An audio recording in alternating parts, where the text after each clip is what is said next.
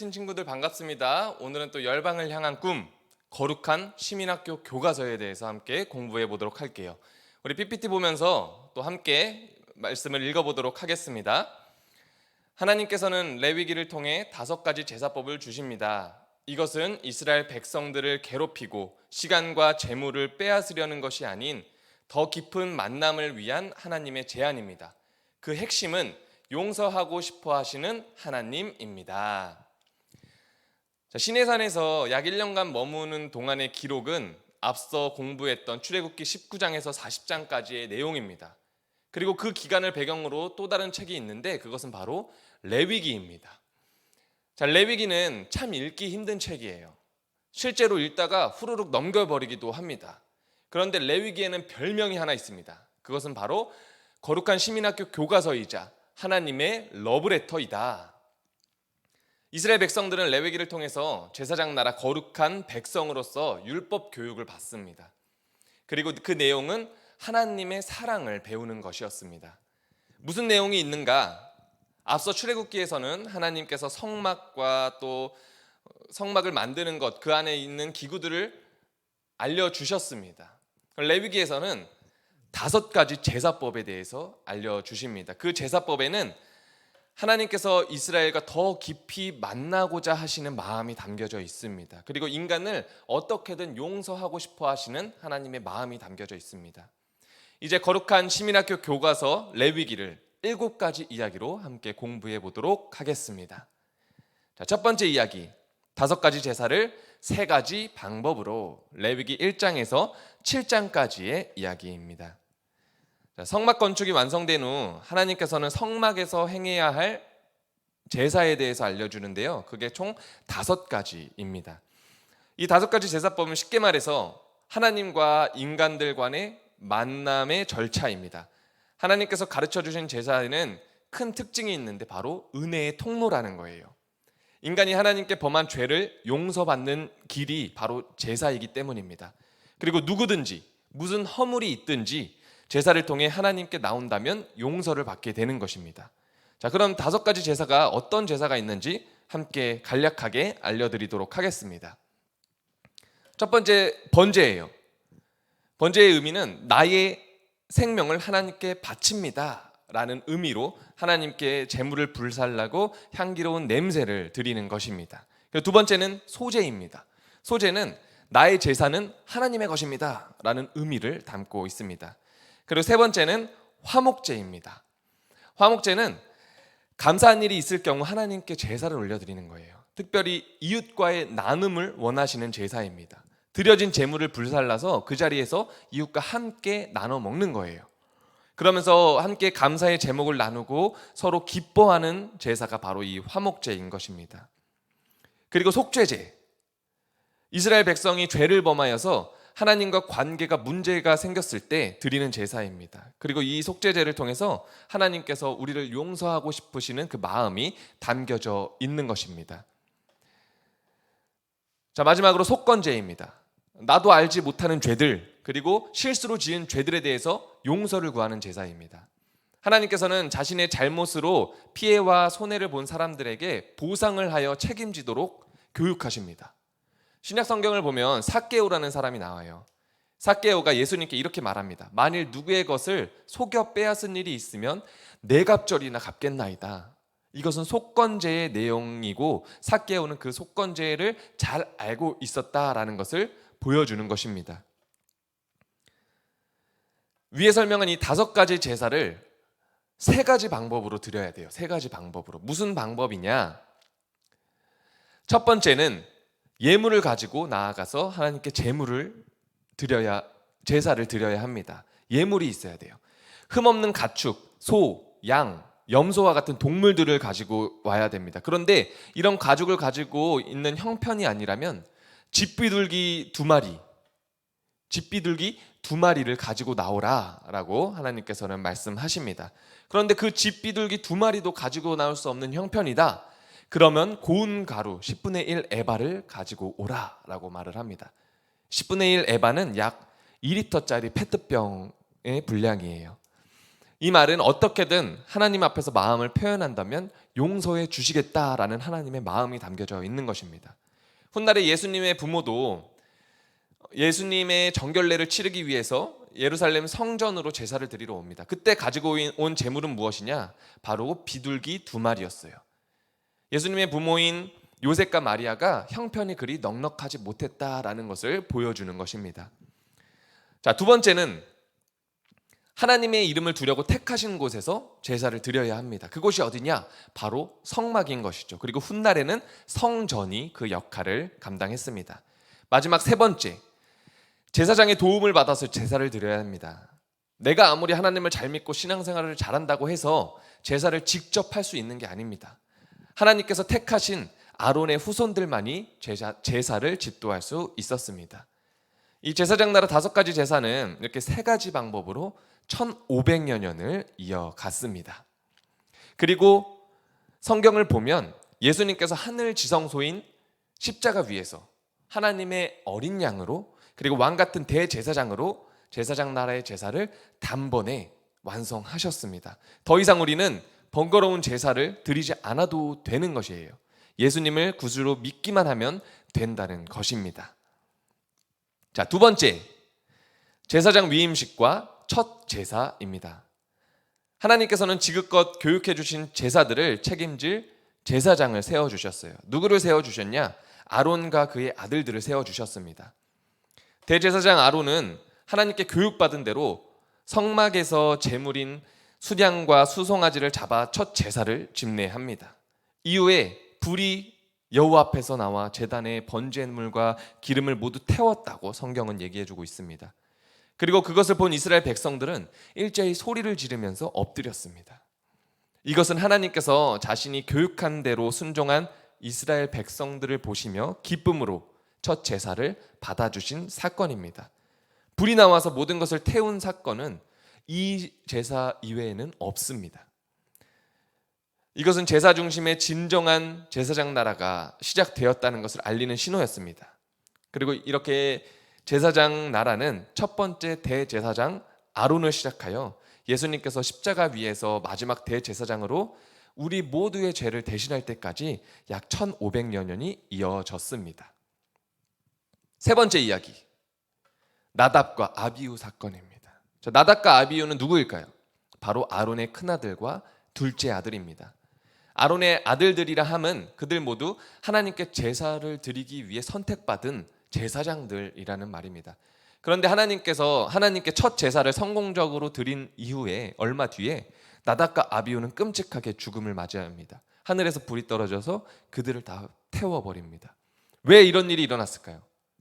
성경을 보면 그들이 포도주로 인해 하나님께서 그들을 심판하셨다라는 것을 알 수 있습니다. 포도주를 너무 많이 마시고 취해서 하나님께서 지정하신 불이 아닌 다른 불로 들고 성소로 갔고 그로 인해 하나님께서는 그들을 심판하셨습니다.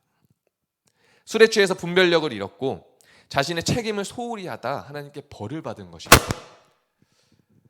그것도 하나님과 이스라엘 백성의 관계를 이어주는 제사장이. 이 사건을 통해 제사장의 사명이 얼마나 큰 책임을 동반하는지를 확실하게 보여줍니다. 제사장은 자신의 생명을 건 사명을 가진 자들입니다. 작은 실수도 용납되지 않았습니다. 이후에 아론의 셋째 그리고 넷째 아들인 엘르아살과 이다말이 제사장 나라의 모범적인 제사장들이 됩니다. 네 번째 이야기, 거룩하고 정결한 삶을 위한 규례들. 레위기 11장에서 15장까지의 이야기입니다. 레위기에는 5대 제사만이 아니라 백성들의 정결한 삶을 위한 규례들까지도 기록되어 있습니다. 11장에서는 먹어도 되는 음식 그리고 먹지 말아야 할 음식에 대해서 하나님께서는 정확하게 알려주십니다. 당시 냉장고도 없던 시절이기 때문에 백성들의 건강을 위해서는 꼭 알아야 할 사항들이었던 것이죠. 훗날에 다니엘이라는 사람이 포로로 끌려가서 왕이 지정한 음식과 포도주를 먹지 않습니다. 그 모습은 레위기 11장의 이야기를 잘 알고 있었기 때문에 할 수 있었던 행동인 것이었습니다. 12장에서는 천하보다 귀한 한 생명을 탄생시킨 여인의 산후조리에 대해서도 기록하고 있습니다. 하나님께서는 그 시대에 이미 출산한 산모에게 출산 휴가를 주시는 것을 볼 수 있어요. 역시 앞서가시는 하나님이십니다. 자, 13장, 14장에서는 나병 환자, 악성 피부병에 걸린 사람들에 대한 규례가 담겨져 있습니다. 자, 훗날에 마태복음을 보면 예수님께서 한 나병 환자를 치유하시고 너의 몸을 제사장에게 가서 보이라라고 말씀을 하십니다. 이것은 레위기 14장에 나오는 규례에 따른 절차였습니다. 예수님께서도 레위기를 잘 알고 있었고 그 레위기에 나온 하나님의 말씀을 잘 순종하던 분이셨습니다. 자, 이처럼 레위기에서는 아주 사소한 음식 문제에서부터 그리고 공동체에서 다루기 힘든 질병의 문제까지 하나하나 친절하게 말씀해 주시는 하나님의 마음이 담겨져 있습니다.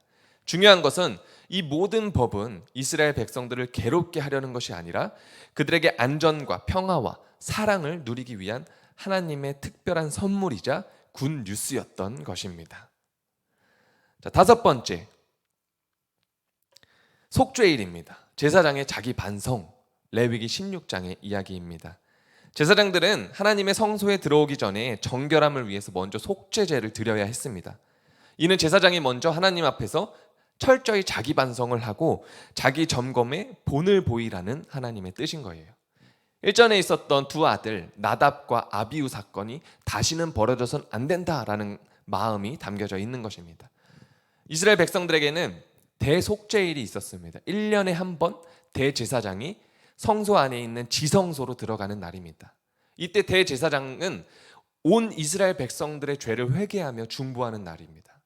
하나님께서 그 날을 매년 7월 10일로 정하십니다. 그때 이스라엘의 모든 백성은 하나님 앞에서 자신의 삶을 되돌아보고 함께 회개하며 또 우리를 용서하시는 하나님께 기쁨과 감사를 드리는 축제 중에 축제의 날로 여겼습니다.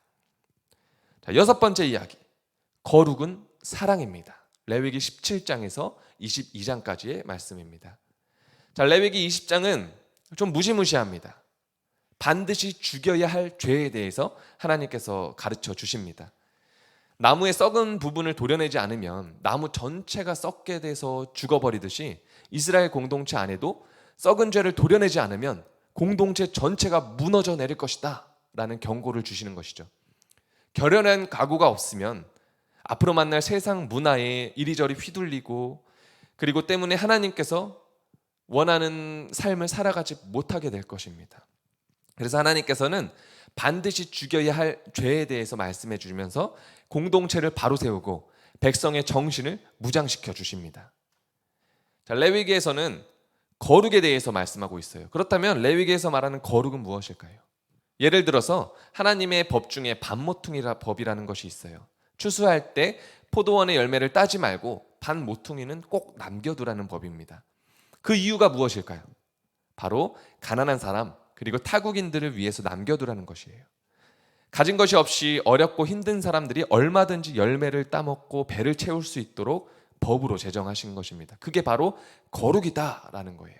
그렇다면 거룩은 무엇입니까? 거룩은 사랑입니다. 그리고 그 사랑에는 행함이 따라와야 합니다. 말로만 거룩합시다 외치는 것이 아닙니다. 이웃사랑은 행동으로 나타나야 하는 구체적인 실천임을 우리가 반드시 기억해야 할 것입니다. 참고로 이 법을 주셨을 때 아직 포도원을 가꾸지도 않을 때예요. 지금 이스라엘은 사막 한가운데 있습니다. 포도는 구경도 못할 시절이에요. 그런데 벌써부터 하나님께서는 약속의 땅에 들어가서 풍요롭고 또 배불리 먹게 하실 플랜을 다 계획하고 계신다는 거예요. 그리고 이웃사랑이 무엇인지를 지금부터 교육시키신 것입니다. 자, 마지막 일곱 번째, 이스라엘 절기 문화와 두 가지 미래입니다. 레위기 23장에서 27장까지의 이야기입니다. 레위기 23장에서는 이스라엘이 지켜야 할 여러 절기에 대해서 말씀하세요. 하나님께서 말씀해 주신 절기는 우선 쉬는 문화입니다. 너무 좋죠. 쉬는 문화예요. 그리고 약자를 위한 문화입니다. 하나님께서 정하신 절기에는 누구도 아무 일도 해서는 안 됩니다. 사회적 약자들도 그날에는 무조건 쉬어야 됩니다. 그리고 그때 모두가 하나님과 교제하며 하나님을 깊이 생각하는 시간을 가져야 합니다. 레위기 25장에서는 안식년과 희년에 관한 법을 설명하고 있어요. 내용은 우리가 레위기를 꼭 읽어보시기를 바랍니다. 그리고 이어지는 레위기 26장에서는 이스라엘이 하나님의 말씀대로 순종하며 살아갈 때와 그렇지 못할 때 각각 어떤 일이 일어나게 될 것인가에 대해서 말씀하고 있습니다. 두 가지 미래에 대해서 말씀하고 있는 거예요. 하나님이 주시는 복을 누리며 살아갈 것인가, 아니면 그 복을 걷어차고 심판을 받게 될 것인가. 이것은 이스라엘 백성들이 선택하고 결정해야 할 문제인 것이죠. 그렇다면 말씀을 지켜 행할 때 어떤 복을 받게 되는가? 두 가지 복을 받게 돼요. 첫 번째는 국방입니다. 5이 100을 쫓고 100이 만을 무찌르는 국방의 힘을, 강력한 힘을 주겠다라고 약속을 하십니다. 두 번째는 경제입니다. 묵은 곡식을 먹다가 이제 새 곡식으로 배불리 먹게 되는 풍요를 주시겠다라고 약속을 하셨습니다. 그러나 하나님의 말씀에 순종하지 않을 때는 어떤 벌을 받게 되는가? 세 가지 벌을 받게 됩니다. 첫 번째는 흉년이 들어서 굶주리게 되고, 두 번째는 이웃 나라의 수탈을 당하게 되어 모든 것을 빼앗기게 됩니다. 그리고 마지막 세 번째는 결국 포로로 끌려가게 되고 나라가 무너져 내리게 될 것이다 라고 경고하십니다. 레위기를 읽다 보면, 그리고 성경을 읽다 보면 이 레위기에 나오는 하나님의 축복과 징계가 이스라엘 백성들에게 실제로 일어나게 되는 것을 보게 됩니다. 하나님의 말씀을 순종했을 때는 평화와 또 번영을 누렸고요, 그렇지 않았을 때는 세 가지 징계 모두 받게 됩니다. 지금까지 레위기의 이야기인 거룩한 시민학교 교과서를 함께 나눠봤습니다. 신의 광야에서 1년 기간 동안 하나님께서 출애굽 세대를 바라보시면서 얼마나 기대하셨고 얼마나 설레었을지 그 마음을 느끼게 됩니다. 율법을 교육시키시고 만남의 장소 성막을 짓게 하시고 여러 절기들과 제사법을 주심으로 이 세대를 하나님의 복의 통로로 사용하고자 하시는 하나님의 마음을 우리는 느끼게 됩니다. 하나님께서 우리를 바라보실 때도 그렇습니다. 우리에게 기대와 소망을 품고 계십니다. 그래서 이렇게 우리가 함께 모여서 성경 공부를 할 수 있도록 인도해 주신 거예요. 그러면 어떤 기대와 소망을 품고 계시는가? 우리가 하나님과 함께 하나님의 나라를 이루고 우리를 통해 세상 모든 민족이 주께 돌아오게 되는 역사를, 그것을 기대하고 계시는 것입니다. 그 일에 동참할 것인가, 아니면 듣고 잊고 불순종의 삶을 살아갈 것인가, 그것은 우리의 선택입니다. 부디 우리 모두가 하나님의 기대와 소망에 부응하는 삶을 살게 되기를 축복합니다. 이제 다음 시간에는 출애굽 세대는 과연 어떤 길을 가게 될 것인가 공부할 것입니다. 기대하는 마음으로 성경을 읽으며 기다리는 우리 홀리팀 모든 친구들이 되기를 바랍니다.